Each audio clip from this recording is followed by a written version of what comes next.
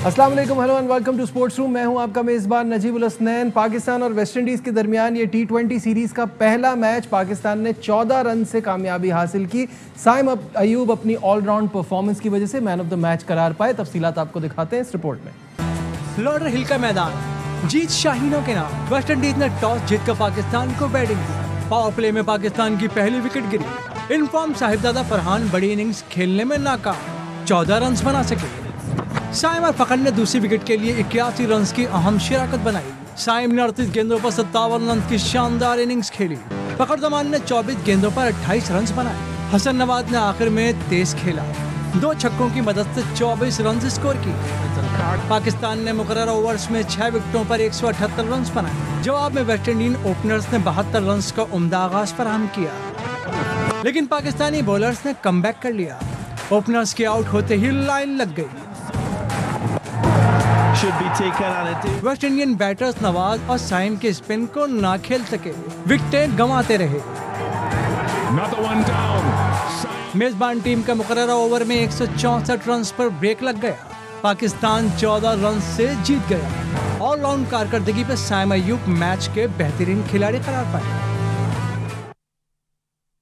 Studio में मौजूद है स्पोर्ट्स कॉरेस्पॉन्डेंट शाहिद हाशमी साहब, टेलीफोन लाइन पे होंगे तौसीफ अहमद साहब, फॉर्मर टेस्ट क्रिकेटर। शुरुआत करते हैं शाहिद साहब, फाइनली जीत, बैक टू विनिंग वेज जिसे कहते हैं कि पाकिस्तान टीम के लिए तो ये बहुत ज़रूरी था कि हम जीतना शुरू करें।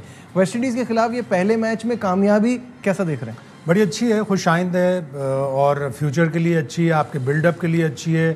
ट्राई सीरीज़ है, फिर एशिया कप है, फिर वर्ल्ड कप है, तो आपको इतने चांसेस मिल रहे हैं। और अब वो बात याद आ रही है कि जब माइक हैसन आए थे तो उन्होंने कहा नहीं मैं कॉन्फिडेंट हूँ, इतने T20s हैं कि मैं बिल्डअप कर लूँगा, टीम बना लूँगा।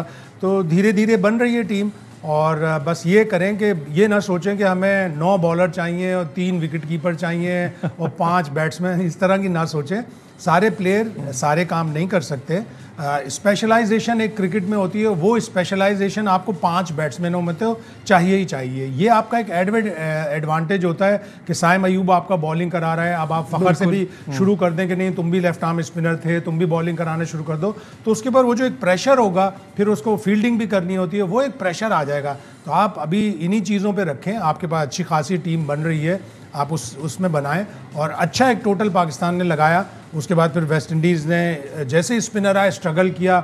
6 ओवर में उनके भी हमसे हमारे जैसे ही पावर प्ले का स्कोर था 47 फॉर नो लॉस। उनका नो लॉस था, हमारा 1 था। लेकिन अगले 5 ओवर में सिर्फ 25 रन बने और नवाज और सुफियान मुकीम ने बहुत ज़बरदस्त बॉलिंग की। वो स्ट्रगल करते रहे। डेब्यूटेंट था जूएल एंड्रयूज़, वो थोड़ा स्ट्रगल कर रहा था स्पिनर पे। फास्ट बॉलर को आपने देखा उसने कैसे छक्के मारे, अच्छा खेला।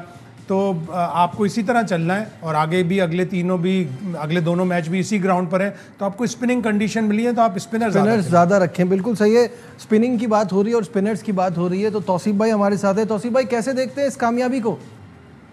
जी नजीब भाई शुक्रिया, बहुत ज़बरदस्त कामयाबी है और जीत तो वाकई आदमी को जो है, और ऐसी टीम को जो पीछे काफ़ी मुश्किलात में पड़ी हो और हम सीरीज हारने के बाद भी जो है एक मैच जीते, तो हमें खुशी हुई कि भैया चलें कम से कम एक मैच जीत गए। और कॉम्बिनेशन पे अभी शाहिद भाई बात कर रहे थे, बिल्कुल सारी बातें बिल्कुल ठीक है। पहले तो मैं यही समझ रहा हूँ कि पता नहीं माइक हैसन खुद बना रहे हैं टीम या कोई और बना रहा है, क्योंकि अभी तक कॉम्बिनेशन, अगर ये कहते हैं कॉम्बिनेशन हम ट्राई कर रहे हैं, कॉम्बिनेशन कर रहे हैं, तो वो नजर नहीं आ रहा सामने। इसलिए कि आप जिस तरह से आपने टीम 11 की बना रहे हैं, वहां आप जोर नजर आ रहा है, मुझे तो जोर थोड़ा नजर आ रहा है। आप जीते, बहुत अच्छी बात है, वो भी आप सच्ची बात है। इस वक्त जीतने के बाद ऐसी बातें करना अच्छा नहीं लगता, लेकिन अगर आप देखें तो उनका भी बड़ा हाथ है इसमें, जिसमें उनके ओपनर्स का बहुत बड़ा हाथ है कि वो जिस तरह की उन्होंने बैटिंग की है।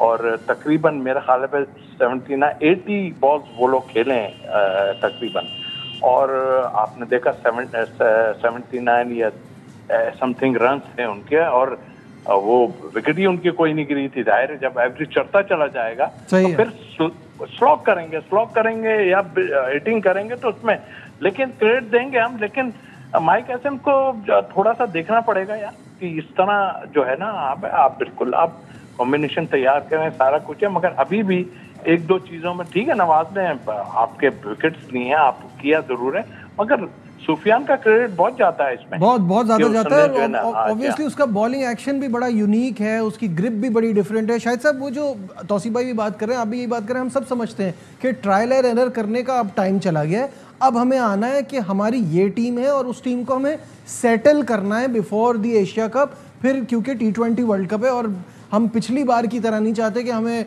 बिल्कुल आने से पहले, वर्ल्ड कप में जाने से पहले सरप्राइजेस मिल रहे हैं कि अच्छा ये सारे वापस आ गए हैं, ऐसी टीम बन गई है। ऐसा नहीं होना चाहिए। अब जिस पे चल रहे हैं उसी पे चलें, तो जिस उसमें आइडेंटिफाई करनी है चीज़ें। कॉन्फिडेंस देना पड़ता है अपने आपको, अपने प्लेयरों को। और हैसन का अब स्टाइल है, सारे शॉट्स वही खेल रहा है। अब वो अगर हम बात करें कि एक स्पिनर और ले आए तो कहेगा कि फ़हीम अशरफ बैटिंग में भी 20-25 अगर रन देता है, तो वो स्पिनर अगर अबरार आ गया तो शायद रन्स कम पड़ जाएंगे। उसकी अपनी लॉजिक्स हैं, हमारी अपनी लॉजिक्स होती हैं, हम अपना ओपिनियन के साथ खेलते हैं। जैसे तौसीफ भाई कह रहे हैं कि उन्हें 11 में सेटल 11 नज़र नहीं आए। मेरे हिसाब से तो आज अच्छी टीम सेलेक्ट हुई थी। लेकिन मुझे ऐसा लगता है कि अभी जिस तरह से हारिस रऊफ को रन पड़े हैं, यहाँ क्या हसन अली बेटर ऑप्शन नहीं हो सकते? करना पड़ेगा। अब आप एक आध मैच हसन अली को भी खिलाएंगे, लेकिन हारिस रऊफ की एक क्वालिटी है कि वो विकेट टेकिंग बॉलर है। 140 142 पे वो कर रहा था, 145 पे भी गया। तो अगर वो ऐसा तेज बॉलर है तो आपको एक ऐसा तेज बॉलर तो चाहिए। हसन अली, फ़हीम अशरफ और शाहीन तो फिर भी थोड़ा फास्ट है। हसन अली और फ़हीम अशरफ एक जैसे तकरीबन बॉलर हो जाते हैं, लेकिन again Hasan Ali wicket taking bowler है। फ़हीम अशरफ इतना विकेट टेकिंग बॉलर नहीं है। आज तो जब उसने आखिरी ओवर शुरू किया डर लग रहा था कई रन बन जाएंगे। अगर 26-25 होते तो शायद होल्डर बना भी देता। होल्डर इतना नीचे आता है बैटिंग में कि उसके आखिरी ओवर में उसको आके बैटिंग आए। तो ये सारी चीजें देखना पड़ेगा। आज हारिस को, मोहम्मद हारिस को आप देखिए छठे नंबर पे लेके आए, तो अब आप इतने ज्यादा बैट्समैन या इतने ज्यादा ऑलराउंडर खिलाएंगे तो फिर एक आध प्लेयर तो इस तरह सफर करेगा। तौसीफ भाई, मोहम्मद हारिस की बैटिंग पे ऑब्वियसली कभी कभी हमें भी एम्बैरेसमेंट होती है वो जिस तरह से खेलते हैं, लेकिन अभी पिछले कुछ मैचेस पहले तो 100 किया हुआ है। अब उन पे इतना भी भरोसा नहीं है कि मोहम्मद नवाज पहले जा रहे हैं बैटिंग पे। पर देखिए, आप ओपनर का तो प्रॉब्लम, आपके पास 4 ओपनर हो गया हारिस को अगर आप मिलाते हैं, तो मेरा ख्याल है कि देखिए इसी तरह नवाज को चौथे या 5वें नंबर पे भेजना भी मेरे हिसाब से तो सही डिसीजन नहीं था। आपका फ़हीम रन्स कर रहा है, अब फिर हम कहते हैं जी हम कॉम्बिनेशन तैयार कर रहे हैं, आप इसी पे हम अड़े रहेंगे तो बेकार की बात है ये। भाई आप उससे रन्स कराना चाह रहे हो, आप उससे विकेटें जरूर दिलाओ, जरूर करो आप ये, लेकिन ऐसा मत करो। आप इस जगह को देख के एक और स्पिनर खिलाओ ना, वहां भी आपकी समझ नहीं आई कि पिच कैसी है, वहां भी आप कह रहे हैं कि पिच सही नहीं है। बात आपके प्लेयर किस तरह खेल रहे हैं ये नहीं देख रहे हैं, आप ये देख रहे हैं कि पिच खराब थी। और भाई पिचें खराब भी होती हैं, ऐसा नहीं है, लेकिन एडजस्ट कैसे करेंगे आप, ये आपका काम है बताना भाई कि किस तरह खेलना है। ये कॉम्बिनेशन शाहिद भाई ठीक है, अपनी जगह शाहिद भाई कह रहे हैं ये मेरा ख्याल ठीक टीम खिलाई। मुझे लगता है कि एक स्पिनर कम था इसमें, ठीक है। आप लेकिन फिर वही तौसीफ भाई, फिर वही बात आ जाएगी ना कि वो कहेंगे कि अगर अबरार को खिलाते हैं तो हमें फ़हीम अशरफ से 15-20 रन की उम्मीद है। इन केस अगर टॉप ऑर्डर फ्लॉप होता है, आज तो फर्स्ट 1 2 3 ने अच्छा स्कोर कर दिया कि आप ऐसी पोजीशन में थे कि आपको ज़रूरत नहीं पड़ी, लेकिन अगर जिस दिन टॉप ऑर्डर फ्लॉप हो गया उस दिन आपको एक ऑलराउंडर की जरूरत। लेकिन इसका सिंपल तरीका तौसीफ भाई, शायद भाई, मेरे हिसाब से ये भी तो बनता है ना कि आप हॉर्सेस फॉर कोर्सेज यहाँ खिलाने कह रहे हैं ना, हर जगह थोड़ी कह रहे हैं। अब यहाँ पे जहाँ स्पिन ज्यादा हो रही है, आप देख रहे हैं कि वेस्ट इंडियन बैटर स्ट्रगल कर रहे हैं, तो यहाँ तो अबरार को भी डाल दें। अब उसमें सलमान आगा ने भी बॉलिंग नहीं की ना, अगर आपको एक स्पिनर और चाहिए था तो सलमान आगा भी बॉलिंग कर सकते थे। लेकिन मोहम्मद नवाज के ऊपर तौसीफ भाई जितनी बातें हो रही थी, सबसे ज्यादा कौन खुश नजर आया जब नवाज विकेटें ले रहा था? पता नहीं, मैंने वो गौर नहीं किया। सुबह 5 बजे उठ गया था मैं, मैच में था। सलमान आगा भाई, इसलिए जाहिर है उसके ऊपर प्रेशर है कि ये चॉइस उसकी है। नवाज जो है उसकी चॉइस है और अच्छी चीज है। एक डिबेट होती है और अगर कप्तान का कोई चूज किया हुआ प्लेयर परफॉर्म कर रहा है तो कप्तान के ऊपर से तो बड़ा प्रेशर रिलीज हो रहा है। जी तौसीफ भाई, सिर्फ कप्तान ही नहीं है, और भी कई लोग हैं, ऐसा ना करें। नहीं, पूरी इस्लामाबाद यूनाइटेड खुश है। कप्तान का बहुत ज्यादा होता है। नहीं, एक और है, वहाब रियाज हैं, वहाँ हैं, वहाब रियाज भी खुश हैं काफी, क्योंकि चले भाई टीम जीते सब लोग खुश हो, हम भी खुश हो, फैन भी खुश हो, इससे बड़ी और कोई बात हो नहीं सकती। बिल्कुल है, लेकिन कॉम्बिनेशन अच्छा खिलाएं, सबको खुशी होगी। दूसरा सलमान अली आगा के तो ये नेल जो है उसके चेक कर लें और उंगली ना खा जाए। आप उंगलियों पे आ गई है बात। आ गई है बात। सलमान आगा ने भी, जैसे शाहिद साहब ने कहा, बड़ी खुशी हो रही थी, तो उन्होंने बाद में भी यही कहा कि 12वें ओवर में जाके वो जो 3 विकेटें गिरी, उसी से मैच बदला, वही टर्निंग पॉइंट था। और कंडीशंस का सही इस्तेमाल करने पे भी उन्होंने कहा। क्या कहना था उनका, आइए आपको दिखाते हैं। It was a great game. We assessed the condition really. When it's come to batting, we batted really well first this over and we finished it well as well. And when it's come to bowling, we started really well. And in the middle over, we were outstanding. We take wickets and spinner comes to the play and they bowled really well. Like first 10 over, we bowled really well. We didn't take a wicket, but we controlled the game, I think. And once the spinners get that grip and spin, I think they bowled really well. And 11, 12 over, we took 3 wickets in those periods. I think that was the turning point of the game. Tausif भाई, जब इनको कप्तान बनाया था T20 का, बड़ी criticism हुई थी कि T20 में इनकी ऐसी कोई परफॉर्मेंस नहीं है। इन्होंने अच्छा भी किया, लेकिन अब वो आ जाती है बात कि क्या ये एज कैप्टन खेल रहे हैं, क्योंकि अपनी परफॉर्मेंस अब कुछ टाइम से एक क्वेश्चन मार्क लग रहा है। आज भी अपने आप को नीचे लेके जाते रहे, ऊपर आते रहे, ठीक है, वो उस तरह की पावर हिटिंग नहीं कर सकते, बट इनकी अपनी परफॉर्मेंस पे सवाल उठेगा। भाई उनका ऊपर आना भी इस वक्त तो ठीक नहीं था। मैंने सबसे पहले तो आपका फहीम का बनता था।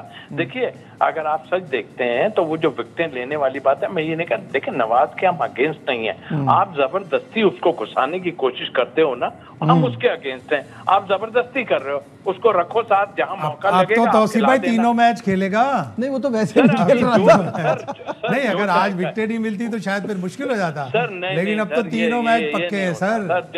जब वो टीम के साथ जा सकता है तो सब कुछ हो सकता है। हाँ, ये मैं आपको बता दूं। दूसरी बात ये कि देखिए, आप एक बात को माने, 3 ओवर कर चुका था सुफियान, समझने, और इनके अभी 2 ओवर बाकी थे मेरा ख्याल, या 2 ही ओवर बाकी थे शायद अपना नवाज के।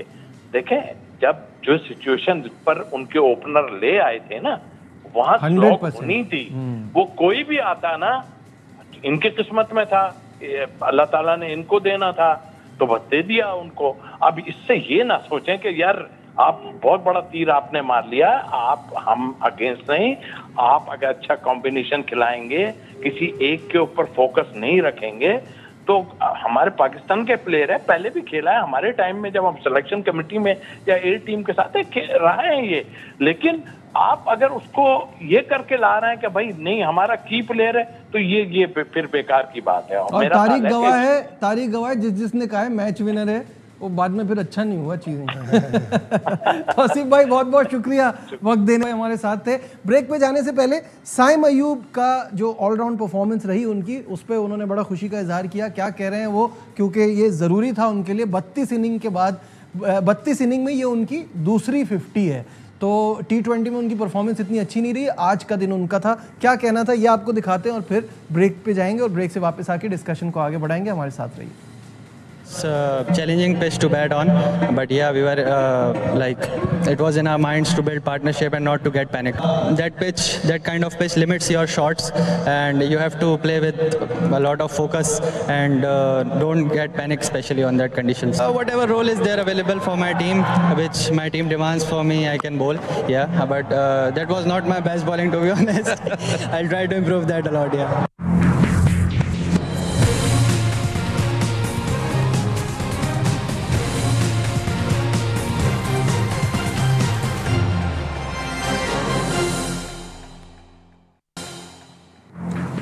Glad to have you back once again to sports room. Break पे जाने से पहले पाकिस्तान की इस जीत के हवाले से बात हो रही थी। आगे एक ऐसा इंसिडेंट हुआ है अभी कुछ दिन पहले ओल्ड ट्रैफर्ड में इंग्लैंड और इंडिया के टेस्ट मैच के दौरान, जो किसी भी स्पोर्टिंग इवेंट में, किसी भी मैच में, किसी भी गेम में ये चीज़ होनी नहीं चाहिए, क्योंकि फ़ैन अपनी फेवरेट टीम की जर्सी पहनकर आ सकता है, इसमें कोई इशू नहीं है। हुआ ये था कि पाकिस्तान की जर्सी पहनने पे एक मद्दा को कहा कि इस जर्सी को ढांप लीजिए। इनकार की सूरत में उनको ग्राउंड से बाहर जाने को कहा, जिस पे आज लंकाशायर काउंटी ने माफ़ी मांगी है। वो फ़ैन फारूक नज़र साहब हमारे साथ इस वक्त टेलीफोन लाइन पर हैं, उनसे बात करते हैं। फारूक साहब, ये पहले तो ये नाखुशगवार वाकया हुआ क्या था, और आज उन्होंने रियलाइज़ किया है, एडमिट किया और आपसे माफ़ी मांगी है, ज़रा डिटेल बताइएगा।